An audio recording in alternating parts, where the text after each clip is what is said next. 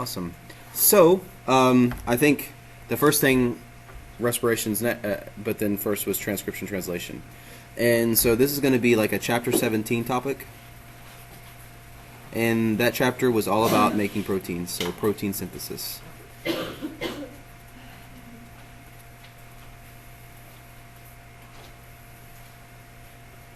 it was all about protein synthesis.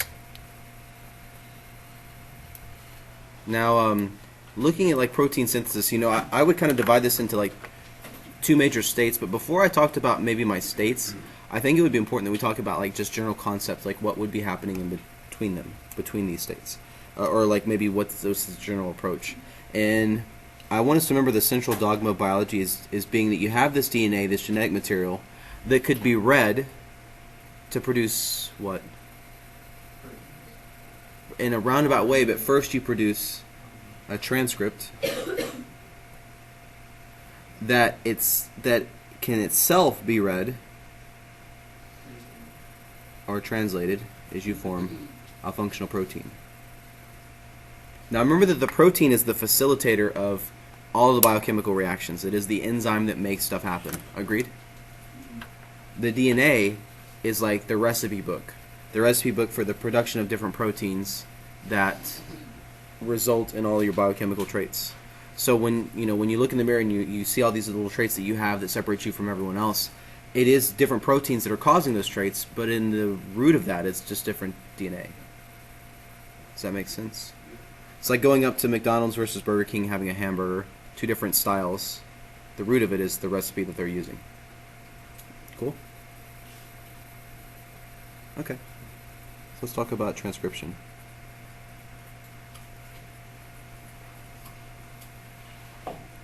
Very quickly, what is the process of transcription? Like, what is your purpose here? I don't want to say copy. Yeah, to transcribe or to take DNA and basically make a piece of mRNA, correct? Now, what's your major enzyme? What is the major enzyme that would be responsible for this production? So polymerase for sure, and that would be DNA or RNA. So your enzyme here is going to be RNA polymerase. And then RNA polymerase is going to read your DNA and create a series of bases, or we'll put a series of nucleotides in a certain order. So it would make sense that if you consider like your DNA,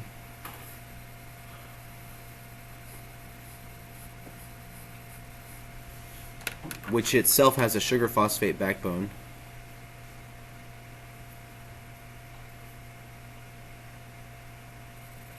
it's little S's and P's that I'm writing out along the way. We all taking notes?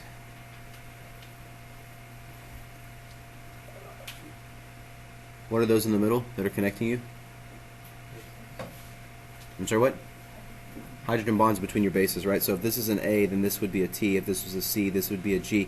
And that part that I'm kind of doing with this little red dot right in the middle is going to be a hydrogen bond, or actually hydrogen bonds that are connecting a purine to a pyrimidine each time. Right? Now let's say that this was the 5' and let's say this was the 3' end. Then that means that this would be 5' and this would be 3'. Correct? And you run anti-parallel. You see that you run from 5 to 3 up here, but 5 to 3 there. So they are, again, running anti-parallel. Which way can you write? Do you write 3 to 5 or 5 to 3? You always write 5 to 3. You always write 5 to 3. So it would make sense. Now, and this is, I need everyone to pay attention because this is like you're getting to the last time where you'll get this, and this is a great test question. Everyone would think that if I was going to start producing an mRNA molecule using this side, I would write it in this order because I'm going 5 to 3 on the DNA. But it's actually 5 to 3 with relation to the new molecule. So when this new RNA chunk comes in, or when it's being produced, you actually read the DNA opposite. This would be a 5' and this would be a 3' for your RNA. Do you understand this process? Do you understand why it's 5' here and 3' here, even though that's reversed? You can only add nucleotides to the 3' end on that 5-carbon sugar. That is the rule. You can only add new nucleotides to the 3' end. So you would be adding a new nucleotide here, then one right here, and then one right here, and then here, and then here. Going along that DNA, reading the DNA 3 to 5 so that you can make a 5 to 3 polymer. So it's just read the opposite way for RNA? No, it's read opposite way all the time. Think about it. The two strands are going to run anti-parallel. So if you can only write in 5 to 3, then you need to read 3 to 5.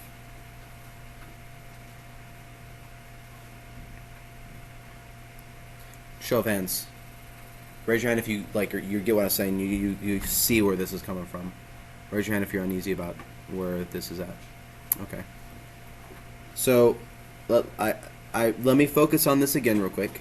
Are you okay with my little red 5 and little red 3, and how they are opposite on the DNA strand? And we're okay that this is going to be a piece of mRNA that's being produced, and it's being written going this direction. See the way the pin's going?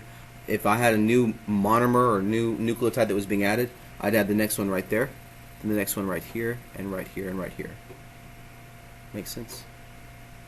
So it's a lot like, and I wish I had better tools over here. I don't really have much to work with, but it's like saying that these two were my DNA. These two are my DNA. And this is my little RNA that I'm producing. Y'all got that? Cool. Do you see how my little pintiffs are oriented the direct opposite way? If I made him a 3, then this guy would be a 5. So 3 and 5, correct? Something like that? So as I'm generating this new nucleotide, as I'm adding new bases along the way, add a new base there, I'm going to add a new one at this yellow spot, I would be adding them in the 5 to 3 direction on this new piece. Not on the original one. On this new one, it's written in 5 to 3. So when you get that 5 to 3 concept down, you need to understand that it's 5 to 3, not on the old one, but on the new one that you're creating. The new one and the DNA strand are going to run anti-parallel. Now, when you're done with this, and you produce mRNA, it depends what type of creature you are, but if you're a prokaryote, then this mRNA, and so let's kind of just title this as mRNA, then this mRNA, if you were a prokaryote, is perfectly ready to undergo translation. Doesn't even have to leave the nucleus because, well, first off, there's no nucleus in prokaryotes, right? But since prokaryotic, like, protein synthesis is so simple, we focus our efforts on protein synthesis in a eukaryote. So in a eukaryote, this mRNA is still inside the nucleus. So this barrier right here is your nucleus. We all awake?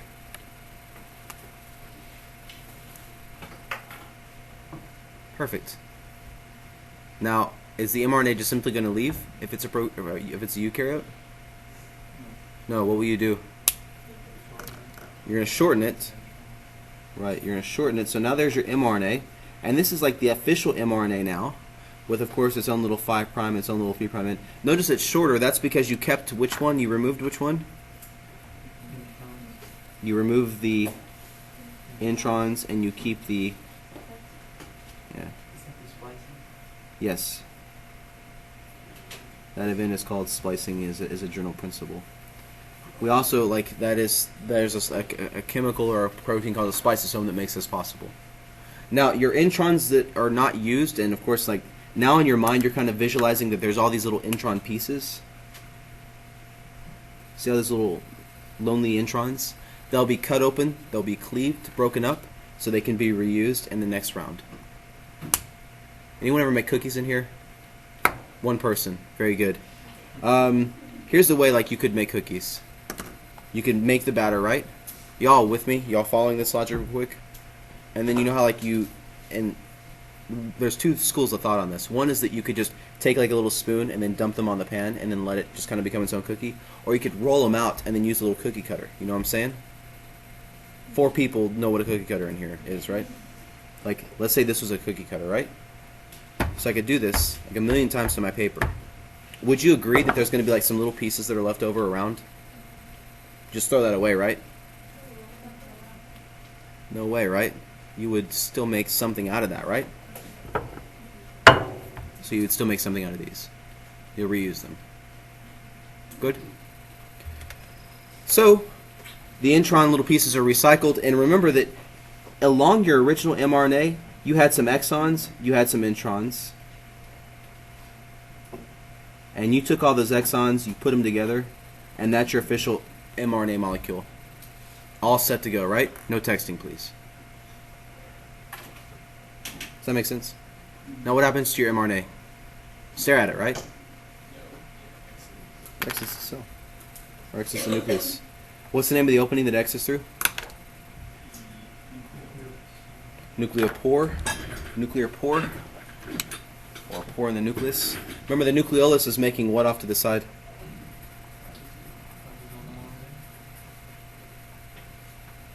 Nucleolus. I think that's how you spell it. Yeah, it's making rRNA. So now that you have your little mRNA on the outside, there's my little mRNA right there. Where do I take it to? Stare at it, right? Does it morph into a protein? So it goes to a ribosome. How many pieces are there for each ribosome? 2. A small subunit and a large subunit. And basically, please no texting, those 2 units come together and you feed the mRNA molecule through it. So again, remember my little line is the mRNA, and you start feeding the mRNA through it.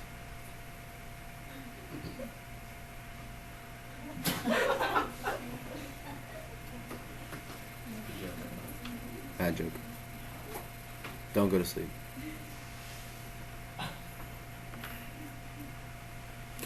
What's coming out of this ribosome? Good. So what is the structure that I'm drawing here? Ian? It's a polypeptide, right? Which is made of all these little what? How many different amino acids are there? 20? Okay. The difference between different polypeptides is the fact that you have different amino acids that are composing them in orders that are based on mRNA information, which are derived from, as you see here, back at DNA. What step are you watching at this point?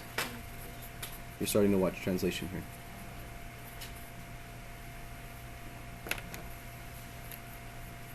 I forgot something earlier that I do want to mention, and that was totally my fault.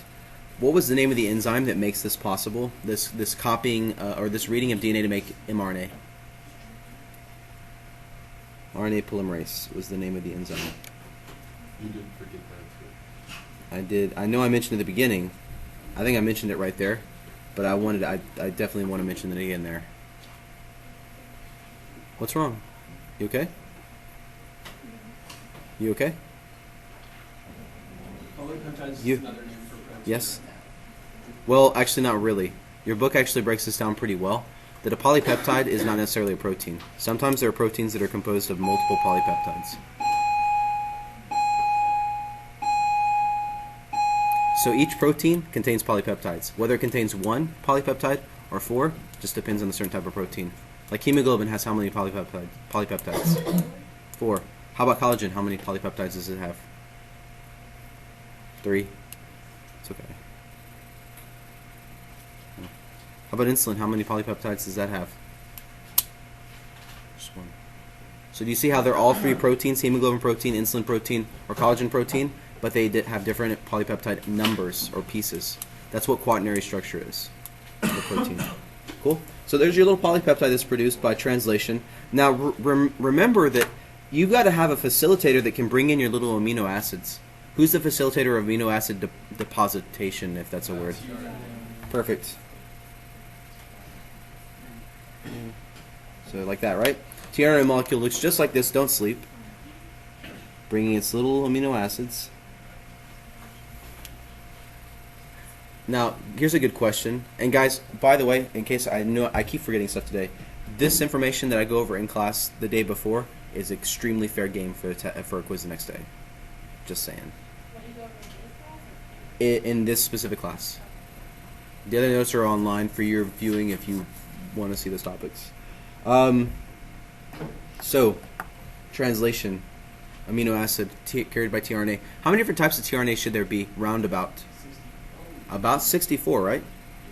Because there's how many different types of anticodons on this tRNA? Well, there's 3 spots, but how many options are there for each of the 3 spots? What's 4 times 4 times 4, or 4 to the power 3? So there should be 64 different combinations. This is a what on the tRNA? Is it a codon or anticodon? Anticodon. Where's the codon at? On the DNA, right?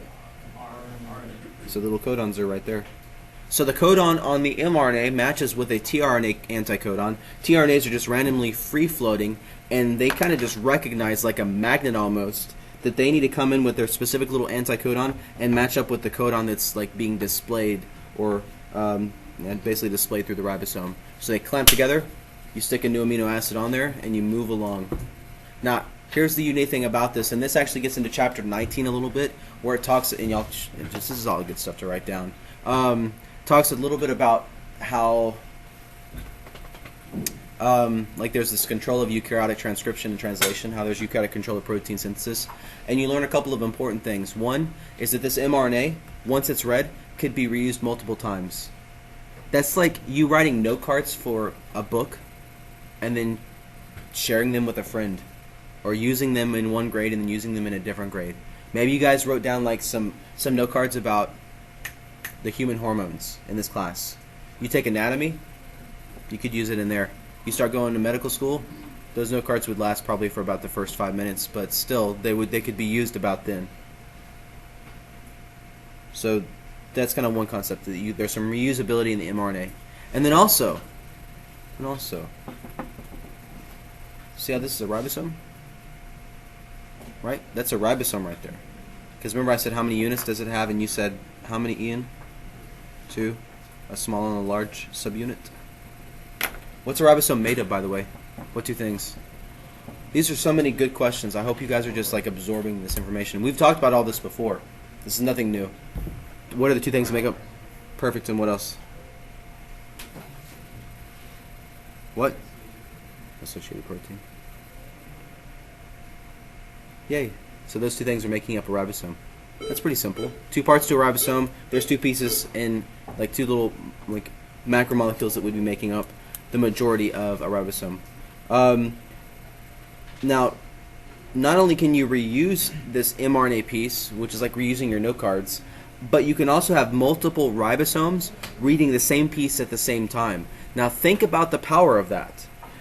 What if you wrote one set of note cards for human hormones, and then you and your group of like 3 people, y'all all like took a note card, read it, turned it over, whatever, and then you passed on the next person, and y'all used it as a group. And then you used your note cards in college. Do you see the power of this? You could do something one time, and its use be amplified tremendously. Does it cost money to make a note card? You gotta buy them. Does it cost you energy to write on the note card? If you were going to study human hormones every 6 weeks in my class, which we obviously didn't do, but let's say you did, would it be smart to make note cards at the beginning of the year and reuse them, or to make new note cards each 6 weeks? Tell me. Reuse them, right? And then maybe use them with a group of friends, right? And reuse them for multiple years. That's what this is. That's what this concept is. It's energetically favorable. And honestly, if you think about it, it's the smart thing to do. If we're supposed to exist as we do, as complex as we are, there had to be some smart decisions. This would be one of them. Now remember that some other modifications that you do to your mRNA are that poly A tail. You put your guanine cap on it. Put your cap at one end. Put your poly A tail on the 3' end of the molecule. 5' cap. And remember, those help protect it from being degraded very quickly. Do you remember some of your codons that start the process, or that stop reading DNA? Like, or reading mRNA? What's the stop codons? UGA, UAA, UAG. Pretty sure those are all stop codons. Which was the amino acid that was always added first? Come on, guys. What's the start amino acid? Okay, it's methionine. There's 20 different amino acids. What's the difference between each of the 20 amino acids? How you feel about them, right? The R groups. And that's not just like different stuff on them. It's actually the implication of what those different things are. Some of the R groups are acidic, some are basic, some are positive, some are negative, some are polar, some are nonpolar. All these different R groups in different places at different times, different proteins. It's just like saying... Gotta pull out my fat ring of keys. You realize I could be a janitor with the amount of keys I have. They're all made of like the same stuff, aren't they? They have the same potential. No. This right here, this is the Mustang key for when I feel like I'm a baller. This is the Jeep key for basically every other day. I don't drive the Mustang that much. Let's see. I don't know what this goes to. Let's see. This isn't really a key. This is for 24-hour fitness, though. What is this? Stockroom. I don't know. What is this? I don't know. This is the key to this thing. You understand? Like, it's different keys. Keys, right? Different potential, but the same stuff that went into it. Now, what if you see this little chip in the Mustang? What if I put, you see that little divot that's like right at the beginning? What if I move that to a different spot and the divot was still there? Would it work in the Mustang? So it's not just like what you have, it's the order that you have it in. It's all logic. So much logic. So, Kara, how do you feel about this now? Good. Yes, and let me say before I forget that you can view the videos like from our previous lectures like on YouTube still. I think YouTube hadn't shut down. And also, remember I had like some cute little animations like around this time. It was all about animations, and those should still be up as long as I haven't received like another takedown notice, which who knows. But your other question. So the idea of like when reverse transcription happens is gonna be when a virus shows up, and probably like the most like commonly used virus in this would be like the HIV virus, and what it does, and it's really, you know, its commonalities is that it does this transcription thing, obviously reversal style, and that's about its only commonality with this page. Basically, when you have the HIV genome show up in a T cell, a helper T cell, what the HIV genome is the HIV genome is an mRNA molecule, and you use this process of reverse transcription using the reverse transcriptase. Are we okay, everyone? Guys, we okay? It's okay if she eats a candy bar, dude. It's all good. I'm not scared. But you use the RNA, the reverse transcriptase enzyme, and what do you produce? Obviously, if you take, it's like saying that powder became key in key cutting, so it would be reverse key cutting. Key back to powder, correct? So if you do reverse of transcription, what should you produce? What? DNA. Now this is DNA though of the HIV genome, which is like obviously very negatory DNA. Now where would you stick this DNA at if it had entered into a T cell? Just sit there, right? You'd just take it back to the nucleus. You would take it back to your normal DNA.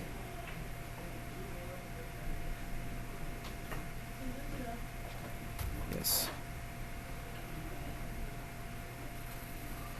Normal human DNA.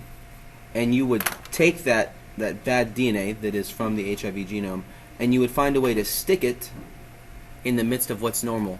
So now your DNA has obviously become very abnormal. Your DNA is now encoded with the HIV genome. You've reprogrammed. I mean, y'all got computers at the house, right? Yes. You have antivirus software. You realize like the term virus software, virus like for computer has origins with this concept. What does a virus in your computer do? Is that a good thing to have? No, like that means your stuff's messed up. Could be like someone's gonna steal your identity. We're not sleeping, are we? Someone can steal your identity. They can mess with your games. I know my grandmother got a virus like 2 months ago. She couldn't play solitaire. I thought we were gonna have to just put her in a nursing home. It was bad. You know, computer viruses are a negative thing. What do? Did they let my grandmother play her solitaire game or freestyle or whatever she plays? No, they obviously messed with her machine, correct? They messed with what was normal. You had this normal DNA doing this normal thing that the helper T cells do, which is basically start all of immune response. And now you've encoded a negatory piece of DNA, a negative piece of DNA inside of the T cell DNA. What does that mean? Well, the T cell is going to be all about basically reproducing more HIV particles now, which is certainly not what you want to. It's not that your T cells get wiped out. Brad, for you. It's not that your T cells get wiped out. It's just that your T cells basically get distracted. Like when a virus hit my grandma's computer. Did her computer implode? Well, her parts are still there. What's the problem? And it's got an internal memory malfunction. It's the same concept, right? Helper T cell's still there. It just happens to not be helper T celling it up right now.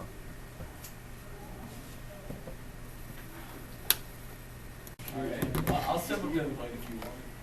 Whatever.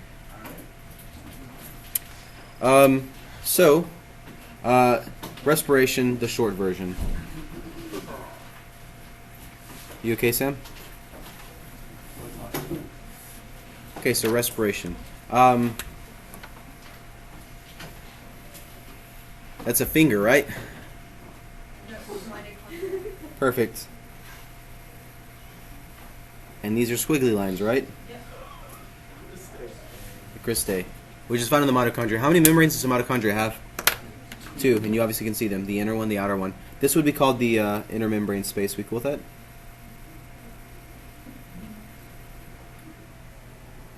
Now, along the way, there's like 3 different zones or regions of this entire respiration reaction. There's the glycolysis region. There's the Krebs cycle. What's in the name for Krebs cycle? Perfect. Citric acid cycle. And then lastly, there's the ETC, right, with the chemiosmosis ATP production thing on it. Cool. Now, in glycolysis, you're producing 3 things, and it's the rule of 2 on this. What are the 3 things, but 2 apiece that you're producing? 2 pyruvate, 2 ATP, and 2 NADH. Right? And as you take your 2 pyruvates inside, you convert those 2 pyruvates to 2 acetyl-CoA, I think I heard. And you release your first 2 CO2s. You add in obviously 2 coenzyme A's, and you would make 2 more NADHs. These 2 ATP that were made at the beginning, is that substrate or oxidative phosphorylation? Substrate. Now, if this is an issue, I know because I wrote it. There's a lovely little cliff notes on this chapter on the website. Substrate phosphorylation makes that ATP though. Was it reduction or oxidation that made the NADH? It was. Remember when you gain H, what are you doing in biology? It was oxidation. It's reduction. So reduction. So let's just write that out real quick. If you take NAD plus and you make NADH from it, you're gaining +1 electron and +1 H plus. So that's got to be a reduction because you're gaining an electron and a hydrogen. That's reduction in biology. So by reduction, you made the NADHs along the way. Now your acetyl-CoAs are incorporated into this cycle that exists here, and along the way you produce 4 more CO2s. 4 plus 2 is 6, so there's your 6 C's from your glucose that you started with in this one.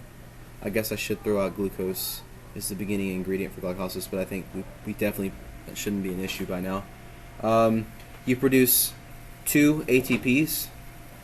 I know it says GTP in the book. It's really ATP, but it's whatever. And then you produce 2 FADHs, FADH2 technically. And the way I remember how many NADHs you make is remember that there's how many H's in glucose? 12. Perfect. 2, 4, 5, 6. So that's got to be another 6 NADHs because 6 and 6 is 12. So there's 6 more NADHs. Y'all totally cool with how we got this going? Now, there's 2 more ATP, which again are made by this substrate level phosphorylation. And as you can gather, we still have more potential. Where's our potential lie? The CO2? The NADH and FADH have potential. So you would take your little NADHs, your little FADH2s, and would this be oxidation reduction that I'm showing you right now? Yeah, because you're making them back into their original form. You're doing two things. You're taking your electrons and carrying them along the ETC, and you're pumping out your H pluses. So your H pluses end up in this intermembrane space. The electrons are carried, and where are your electrons dumped off at? Which is why oxygen is the final electron acceptor. You have this little enzyme over here called ATP synthase that's making ATP. Is the H pluses flow through it. So you're left with at the end some ATP and a tremendous amount of ATP, some O2, some CO2s. And the O2 actually becomes what in the end? Water. So your O2 and H plus actually end up being water.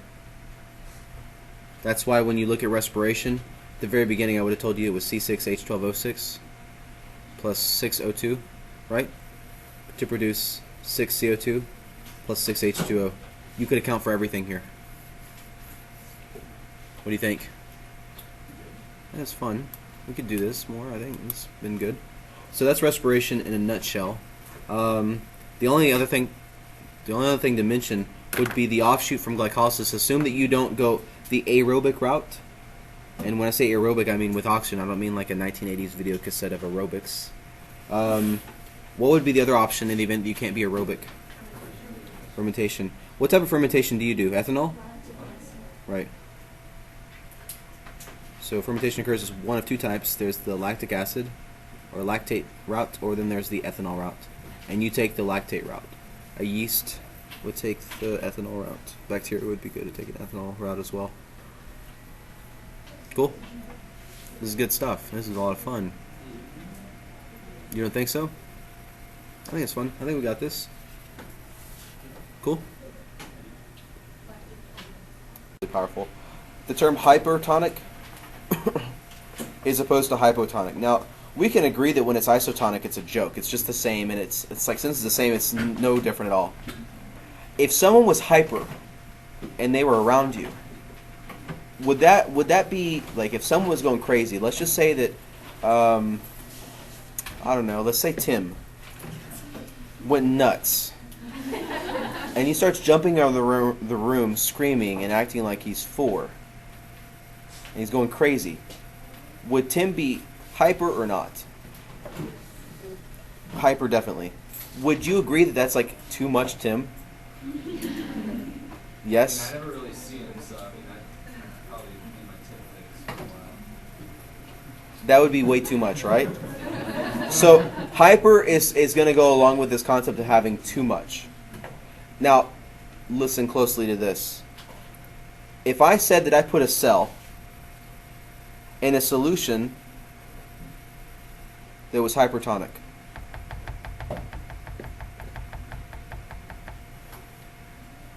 so a cell was immersed in a solution that was hypertonic, so the solution had too much. What if I said, now listen closely to this, and this is why I want you guys to just listen closely. What if I said that a cell was hypertonic to a solution? Brad, take some notes. Just like that, right? The cell was hypertonic to the solution as opposed to the solution is hypertonic to the cell. Do you see the difference here? So, give me a phrase that would be the exact same setup as this guy, but using the word hypotonic. Right, cell is hypotonic to solution. Give me, this one would be solution is hypotonic to cell. Do you understand this? So the word hyper and hypotonic has different meanings depending on what's your system and what's your surroundings, if you think about it. That's why, like, it's really, this is not like it's not a vocab problem. If you can remember that Tim is hyper and that's too much, you got the hypotonic thing made. Beyond that, it's sentence structure in the English grammar. Truly. Is that better? Is that? I just have one more question. Mhm. I can barely remember like the hypotonic solution in when he was talking about kidneys. Do you recall anything about that? About like the salt solution maybe? I think what they were talking about is like basically as you started pulling your pieces, like some of your salts. And let's not view the movement of water. Let's just view like the movement for right now, like the movement of salts. As you move the salts back from your filtrate into your blood vessels, as you're basically reabsorbing it out of the nephron, that would make your cell more and more and more hypotonic to the surrounding medium. I think that was the context that they were talking about, because the cell progressively was getting less and less stuff. Or not the cell, I guess you would call it the cell, the nephron, which is made up of many cells. That tube that is the nephron, became hypotonic as you pulled out salts. I think that's what you were getting out of it. Which meant as you pulled out the salts, you caused more water to seep out of the filtrate, which is how you were conserving water throughout the nephron. And what's the benefit of the salts again? Why we need to absorb it? Like I just thought we need to absorb water back. But what was The water absorption is pretty obvious. Excuse me, because you obviously are looking for like all of you want water because it's a hydrolysis concept. It's like water is so very, very, very useful. But the salts, like your Na pluses and your LCl minuses, now you know why the Na pluses are important after looking at the nervous system chapter. You need that to fire an action potential. And that would explain potassium too. And all these other little ions are going to represent some macronutrients of some sorts, or some at least microelements that you would need to function like on a daily level. I mean, like if you had iron seeping through there, you'd want it. I'm sure there's at least someone in here that's anemic. And if you knew that iron was getting through your was ending up in your like basically in your bladder is a constituent of urine, that would be a totally negative thing. So you have a system designed to reabsorb that. It's like a filtration device. You keep the good, throw out the bad, and its diameter of that tube piping is going to be designed to maximize like the pulling out of like valuable assets of salts and ions and whatnot. Good? Any other questions? We still have 4 minutes, guys. I'm not giving up, so keep going. I'm not even scared. Y'all got questions? Don't just sit there with blanking it out. I know y'all have questions. I got this, guys. Well, we can go ahead and stop.